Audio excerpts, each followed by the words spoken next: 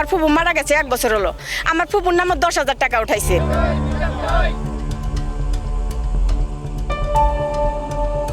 ঋণ নেওয়া হয়েছে 7 থেকে 8 মাস আগে, তবে জানেন না ঋণ গ্রহীতা। শুধু তাই নয়, জালিয়াতির মাধ্যমে উত্তোলন করা এমন ঋণ থেকে মুক্তি পাননি মৃতরাও।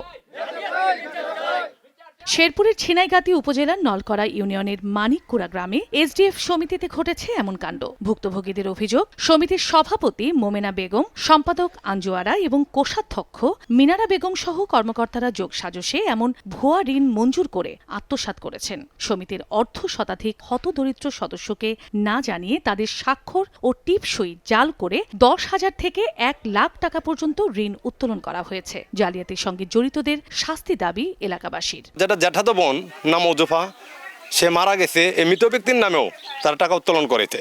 আমরা তো এটা নেও নেই বা দেখিও নেই, এটাকে আমরা দেবো কেমনে? 30,000 টাকা আমার নামে ওরা তুলছে, আমি এটা কিছুই জানি না। শিকার হয়েছে টাকা তুলছি, ওটা আপনাদের কোনো মাথা ব্যথা নেই। আমরা অফিসের যোগাযোগ আছে, আমরা অফিস থেকে অফিসের লোকের সাথে তুলছি। ওয়ালটন এখন দেশের সীমানা পেরিয়ে পৌঁছে গিয়েছে 50টিরও বেশি দেশে। ওয়ালটন, ঘরে ঘরে বিশ্বজুড়ে। ঋণ জালিয়াতির কথা স্বীকার করেন সমিতির সভাপতি। আমি তো এটা 3 দিনের সময় নিচ্ছি, আমি সভাপতি হিসাবে আমি এটা সমাধান করে দেব যেভাবে পারি। স্যারে বলছে যে আপনারা আসেন, এটা সমাধান করে দেব।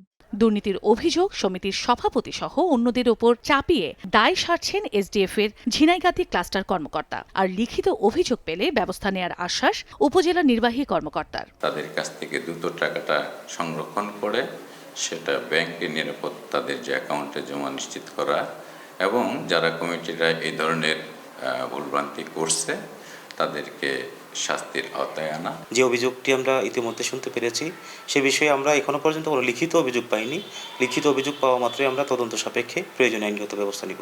সোশ্যাল ডেভেলপমেন্ট ফাউন্ডেশন এসডিএফ এর আওতায় মানিককুড়া গ্রাম সমিতিতে 170 জন সদস্যের মধ্যে 131 জনকে 14,15,880 টাকার ঋণ দেওয়া হয়েছে। তাদের মধ্যে অর্ধ শতাধিক সদস্য নিজেদের ঋণের বিষয়ে জানেনই না। সময় সংবাদ, শেরপুর।